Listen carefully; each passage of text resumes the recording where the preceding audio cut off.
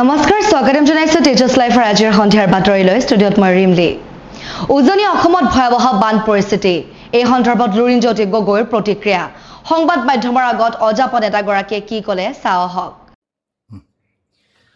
উজনি অসমৰ বান পৰিস্থিতিয়ে ভয়াৱহ ৰূপ ধাৰণ কৰিছে ইতিমধ্যে আপোনালোকে সকলোৱে গম পাইছে যে নাগালেণ্ডত হোৱা ডাৱৰ বিস্ফোৰণ তাৰ লগে লগে শেহতীয়াকৈ নেৰানেপেৰাকৈ হৈ থকা বৰষুণে বিশেষকৈ শিৱসাগৰ চৰাইদেউ যোৰহাট জিলাকে ধৰি উজনি অসমৰ বিস্তৃত অঞ্চলত ভয়াৱহ ৰূপ ধাৰণ কৰিছে বানপানী আৰু এই অঞ্চলসমূহত বিগত বহু দিন ধৰি বানপানীৰ মুখামুখি ৰাইজে হোৱা নাই গতিকে অনভিজ্ঞতা আৰু তাৎক্ষণিকভাৱে হোৱা ভয়াৱহ বানপানীয়ে ৰাইজক সৰ্বশান্ত কৰিছে ৰাইজ বিপৰ্যস্ত হৈছে আমি দেখিবলৈ পাইছোঁ যে বহু অঞ্চলত ঘৰৰ ওপৰেৰে পানী বৈ গৈছে তাৰ লগে লগে মানুহ নিজৰ খাদ্য ঘৰ সা সামগ্ৰী লৈ হাহাকাৰ পৰিৱেশৰ সৃষ্টি হৈছে গতিকে তেনে প্ৰেক্ষাপটত আমি অসম চৰকাৰৰ প্ৰতি আমি আহ্বান জনাইছোঁ চৰকাৰে তাৎক্ষণিকভাৱে যুদ্ধকালীনভাৱে উদ্ধাৰ অভিযান চলাব লাগে NDRF SDRF প্ৰয়োজন সাপেক্ষে সেনা সকলোকে লৈ উদ্ধাৰ অভিযানত যাতে অধিক গতিশীলতা তেওঁলোকে আনে কাৰণ আমি এতিয়া শুনিবলৈ পাইছোঁ যে বহু ব্যক্তি সন্ধানহীন হৈ আছে বহুতৰ লগত যোগাযোগ হোৱা নাই বহু মানুহ বানপানীৰ কবলত পৰাৰ পিছত কিছু মানুহ উটি যোৱাৰো খবৰ আমাৰ ৰাইজৰ মাজেৰে আহিছে বহু লোকৰ কথা সন্ধানহীন হোৱা বহু লোক তেওঁলোক মৃত্যুমুখত হোৱা বুলিও কিছু মানুহৰ মুখেৰে খবৰবোৰ বিয়পি আহিছে গতিকে তেনে পৰিপ্ৰেক্ষিতত আমাৰ চৰকাৰৰ প্ৰতি আহ্বান থাকিব যাতে তেখেতসকলে যি হেল্পলাইন নম্বৰ দিছে সেইবোৰো কেতিয়াবা কাম নকৰা হৈছে বা এনেকুৱা ধৰণৰ বিভিন্ন কথা বতৰা ৰাইজৰ মাজত আহিছে গতিকে উদ্ধাৰ অভিযান যুদ্ধকালীনভাৱে চলাব লাগে তেওঁলোকক সংস্থাপিত কৰাৰ ব্যৱস্থাও তৎকালীনভাৱে কৰিব লাগে আৰু লগে লগে তেওঁলোকৰ খোৱা বোৱা বিশেষকৈ শিশুসকলৰ শিশু খাদ্য আন জীৱ জন্তুসকলৰ তেওঁলোকৰ খাদ্য তেওঁলোকক ৰাখিবৰ কাৰণে ব্যৱস্থা এই সকলো কাম কাজ যাতে যুদ্ধকালীনভাৱে কৰে তাৰ কাৰণে মই চৰকাৰৰ প্ৰতি আহ্বান জনাইছোঁ আৰু তাৰ লগে লগে আমি আন সকলো ৰাইজে সকলো বিৰোধী ৰাজনৈতিক দল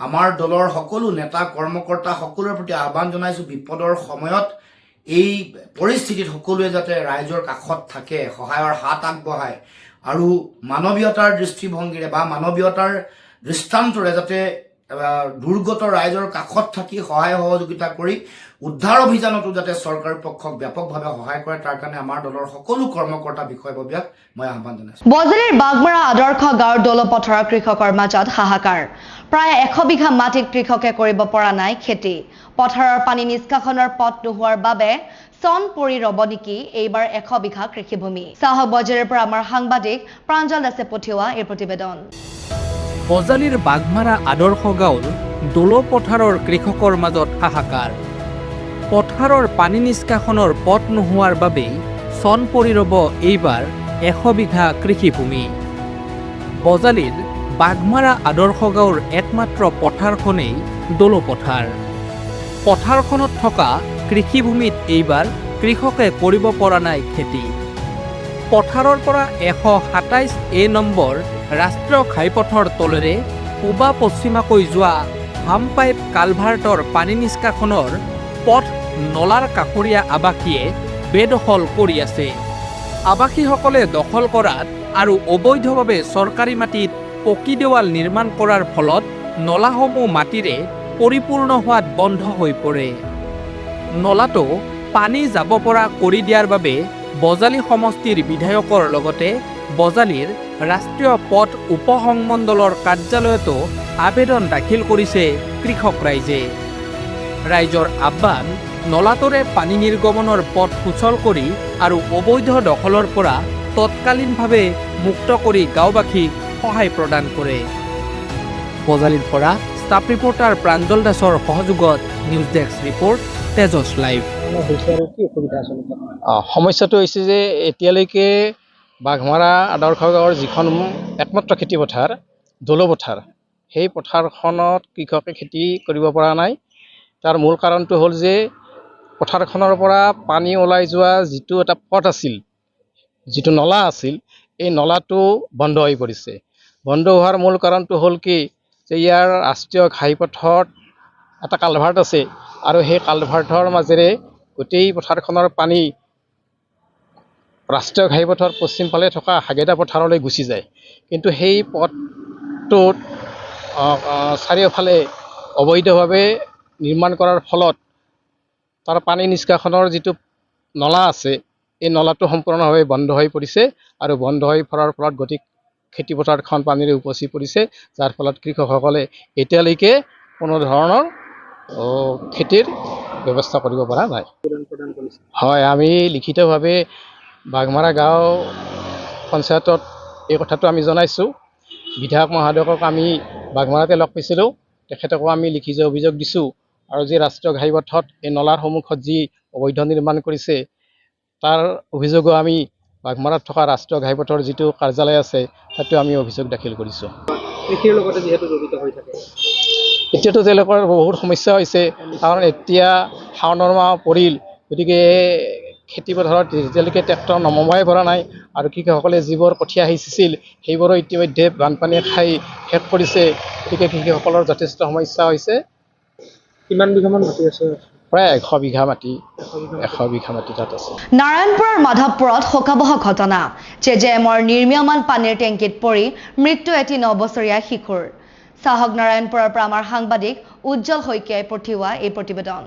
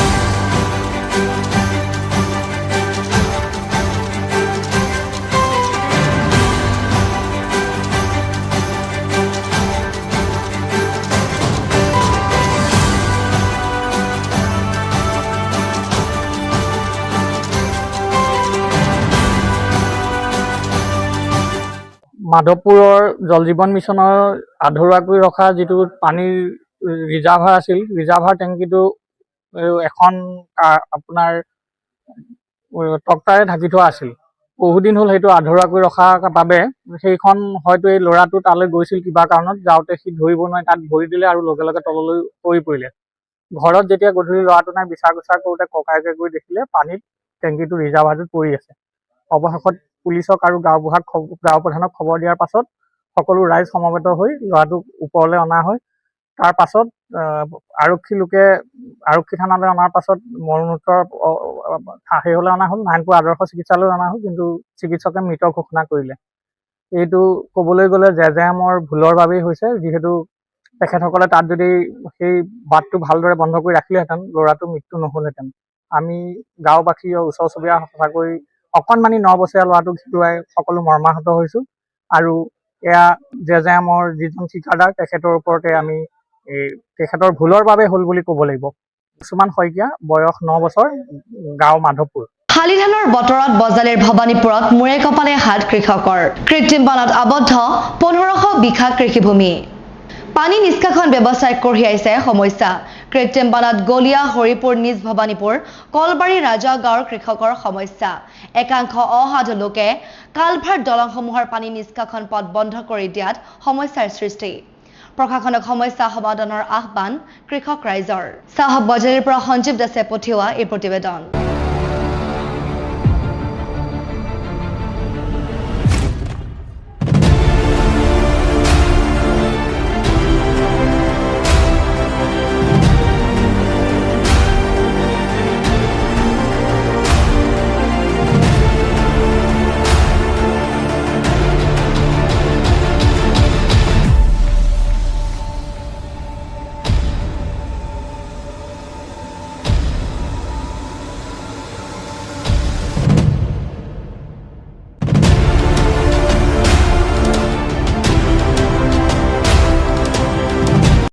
নমস্কাৰ, মই এজন খেতিয়ক হিচাপে ক'ব বিচাৰিছোঁ যে আজিৰ পৰা 3-4 বছৰ ধৰি যোনটো আমাৰ 27 নম্বৰ ৰাষ্ট্ৰীয় ঘাইপথ আপোনাৰ ভৱানীপুৰ মেইন চকৰ পৰা আপ টু কহৰাক লগিনে যিকেইখন কালভাৰ আছে সেই কালভাৰৰ মুখবোৰ সম্পূৰ্ণৰূপে বন্ধ হৈ আছে। তাৰ ফলত আমাৰ ২৭ নম্বৰ ৰাষ্ট্ৰীয় ঘাইপথৰ উত্তৰ পাৰত যিখন পথাৰ আছে, অন্ততঃ তাত আপোনাৰ 10,000 বিঘামান মাটিৰ খেতি পথাৰ আছে। গতিকে কালভাৰবিলাক মুখবিলাক বন্ধ হোৱাৰ কাৰণে পানীটো ওলাই যাব নোৱাৰে, আৰু ওলাই যাব নোৱাৰাৰ কাৰণে সমূহ খেতিয়কখিনি বহুত অসুবিধাৰ সন্মুখীন হৈছে। কাৰণ আজি এতিয়ালৈকে তেওঁলোকে ভুই ৰুব পৰা নাই। গতিকে যদি এই শাওণৰ মাহ আজি কিছুদিন গ'ল, গতিকে এই টাইমত যদি খেতিয়কখিনি যদি খেতিখিনি কৰিবই নোৱাৰে, তেনেহ'লে তেওঁলোকে কেনেকৈ স্বাৱলম্বী বা তেনেহ'লে কেনেকৈ আৰ্থিকভাৱে সবল হ'ব। গতিকে খেতিয়কৰ বিষয় বা খেতিৰ কাৰণে চৰকাৰে বহুত কয়, বহুত কিবাকিনি কয়, কিন্তু ক'ত কি হৈ আছে তেওঁলোকে বিভাগীয় কৰ্তৃপক্ষৰ দ্বাৰাই অলপ চালি জাৰি চাব লাগে বস্তুখিনি। গতিকে আমি অনুৰোধ কৰিছোঁ বিভাগীয় কৰ্তৃপক্ষক বা লগতে চৰকাৰকো অনুৰোধ জনাইছোঁ যাতে অতি কম সময়ৰ ভিতৰত ২৭ নম্বৰ ৰাষ্ট্ৰীয় ঘাইপথৰ যিকেইটা কালভাৰ আছে, কালভাৰৰ মুখখিনি তেওঁলোকে ক্লিয়াৰ কৰি যাতে পথাৰৰ পানীখিনি ওলাই যোৱাৰ সুবিধা কৰে, আৰু খেতিয়কখিনিক, সাধাৰণ শ্ৰেণীৰ খেতিয়কখিনি খেতি কৰাৰ বাবে সুবিধাখন কৰি দিয়ে। এয়ে মোৰ তেওঁলোকৰ ওচৰত সৰল মিনতি।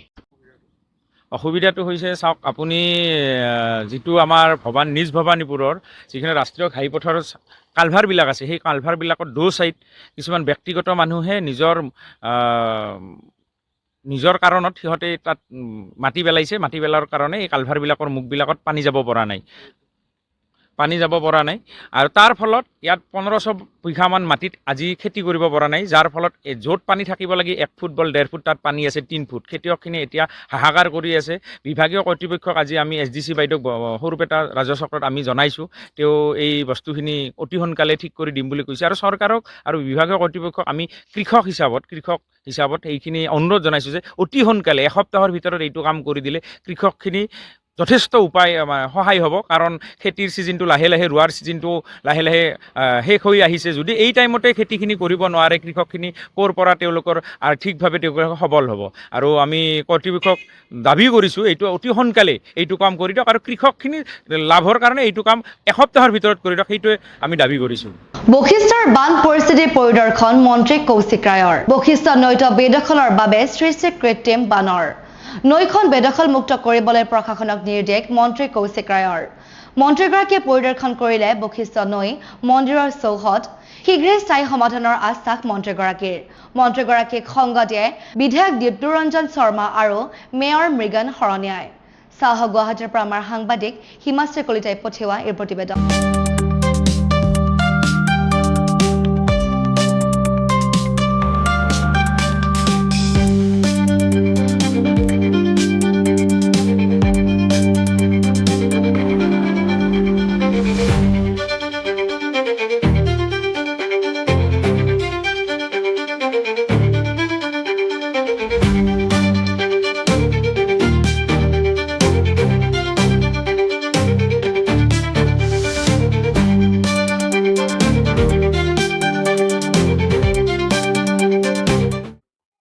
যোৱাকালি যোৱা পৰহি যি বৰষুণ হৈছিল তাৰ ফলত যি পানী হৈছিল, ইয়াতে আমি আহিছো আমাৰ বশিষ্ঠ মন্দিৰৰ ওচৰত। ইয়াতে বহুত বেয়া অৱস্থা কালি আছিলে। সেইকাৰণে আমি ইয়াতে দেখা পাইছো যে বশিষ্ঠ নদী যিটো আছিলে, বশিষ্ঠ নদীখন আগত গৈ এইটো সৰু হৈ গৈছে, নলাৰ নিচিনা হৈ গৈছে। সেইকাৰণে আজি চাৰ্কেল অফিচাৰক আমি নিৰ্দেশ দিছো যে চাৰ্কেল অফিচাৰে ইয়াতে ডিটেইলছ ক'ত কিমান এনক্ৰচমেণ্ট আছে, কি আছে, অহা যোৱা দিনত কিমান আছিলে নদীটো, আজি কি আছে, সেইটো অলপ ডিটেইলছ এটা ৰিপৰ্ট অহা এসপ্তাহৰ ভিতৰত আমাক দিবৰ কাৰণে। ৰাইজে এটা অভিযোগ উত্থাপন কৰিছে যে পূৰ্বৰ চাৰ্কেল অফিচাৰে এটা অৰ্ডাৰ ওলাইছিলে যে এই নদীখনৰ একাংশ লোকে এনক্ৰচ কৰিছিলে। সেই অৰ্ডাৰটো থকাৰ পিছতে কিন্তু কোনো ধৰণৰ নহ'ল। মই দেখিলো অৰ্ডাৰটো তেওঁলোক কৈ আছে যে 2025 চনৰ, কিন্তু তাতে লিখাটো আছে 2015 চনৰ। সেইকাৰণে কি আছে চাৰ্কেল অফিচাৰ ডিটেইলছটো একবাৰ ওলাব দিম। তেওঁ অহা এসপ্তাহৰ ভিতৰতে ডিটেইলছ কোনে কিমান এনক্ৰচমেণ্ট কৰিছে, কিমান নদীটো বহল আছিলে, আজি কিমান সৰু হৈছে, গোটেইটো যাতে আমি এটা কৰি দিব পাৰোঁ। এইখনৰ বাবে চিন্তা কৰা হ'ব, নিশ্চিতভাৱে কৰা হ'ব। কাৰণ নদীটো যদি আমি ক্লিনিঙৰ পৰা আৰম্ভ কৰি নদীটোৰ বহলতা যদি কমি যায়, তো পানী লোৱাৰ কেপাচিটিটো কমি যাব। পানী লোৱাৰ কেপাচিটি, বৰষুণটো হ'বই, ওপৰৰ পৰা পানী আহিব, কিন্তু এইটো বেলেগ ফালে পানীবিলাক হৈ যাব, ৰাইজৰ ক্ষতি হ'ব। শিৱসাগৰ সমষ্টিত বান পৰিস্থিতিয়ে ধাৰণ কৰিছে ভয়ংকৰ ৰূপ। শিৱসাগৰ চহৰৰ সমীপৰ নিমাইজানৰ বান আক্ৰান্ত অঞ্চলত বিধায়ক অখিল গগৈ। মুখ্যমন্ত্ৰীক জৰুৰী সহায়ৰ অনুৰোধ বিধায়ক অখিল গগৈৰ। দৰিকা নদীৰ পানী উফন্দি উঠি সমষ্টিটোৰ বিভিন্ন অঞ্চলত প্লাবিত কৰিছে। চৰাইদেউ আৰু নাজিৰাৰ পৰা বৈ অহা পানীয়ে এতিয়া সংঘাৰী ৰূপ ধাৰণ কৰিছে। চাওক শিৱসাগৰৰ পৰা আমাৰ সাংবাদিক অৰ্পণা ভৰালীয়ে পঠিওৱা এই প্ৰতিবেদন।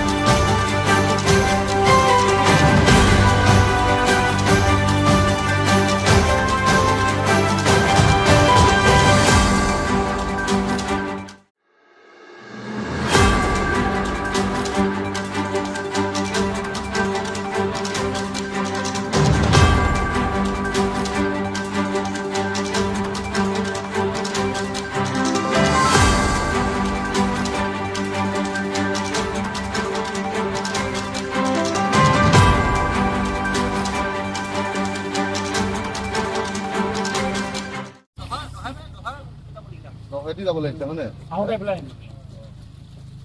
অ ভাইটি দেখ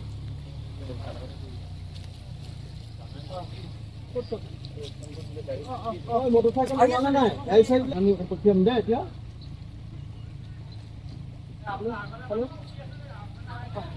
আছে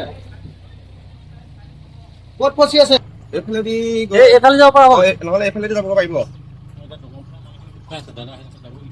ভালদৰে ভাবি লওক মই গৈ আছো বস্তুখিনি চাই এখন দেই বাইদেউ চাৰ্টিফিকেট খিনি উলিয়াই আনিব পাৰিলে নে সেইবিলাক ওলালে নাই ওপৰত তুলি আহিছে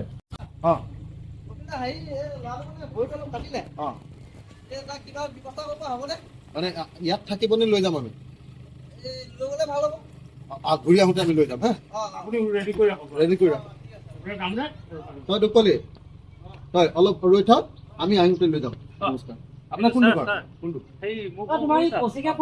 একদম কালি নিশাৰ মতে 8টামান বজাত ভাত পানী খাই মানে মুঠতে মাইকী ল'ৰা ছোৱালী বচাবলৈ কোনোমতে আহিলোঁ মোৰ এতিয়া ঘৰত গোটেই মানে চাৰ্টিফিকেট ডকুমেণ্টছ ID প্ৰুফ যিমান আছে চব মানে হেৰিয়াত সোমাই ওপৰত উঠি দিব দেই চব মানুহ লৈ যাম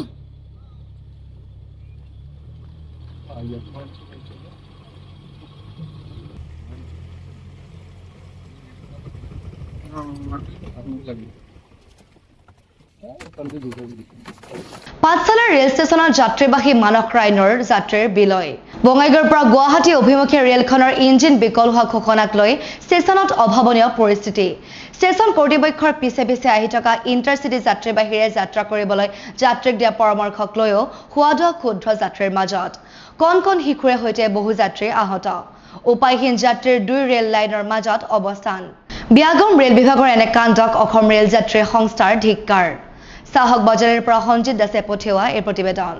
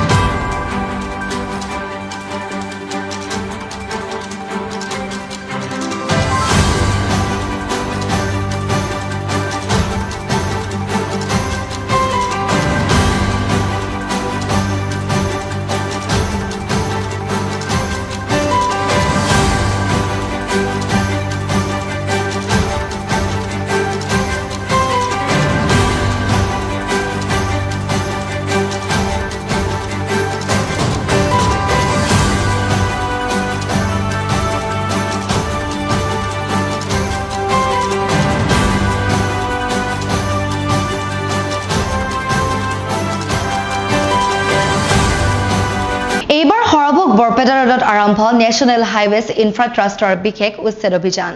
উচ্ছেদ অভিযানত উপস্থিত বৰপেটা জিলাৰ অতিৰিক্ত আয়ুক্ত ওয়াইদুল ইছলাম আৰু বৰনগৰ ৰাজচক্ৰ বিষয়া স্নেহা ভৰালীৰ সৈতে ৰাষ্ট্ৰীয় ঘাইপথৰ ভালে সংখ্যক বিষয়ববীয়া।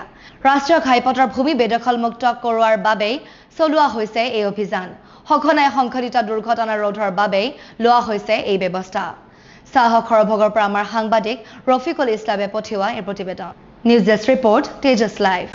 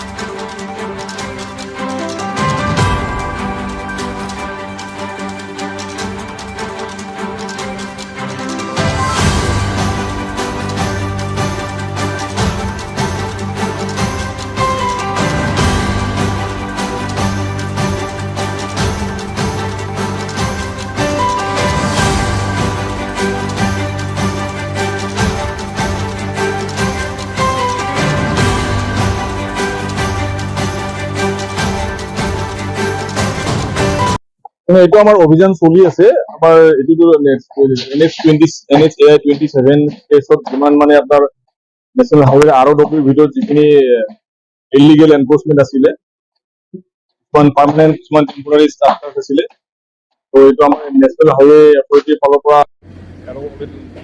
দিয়া গৈছে।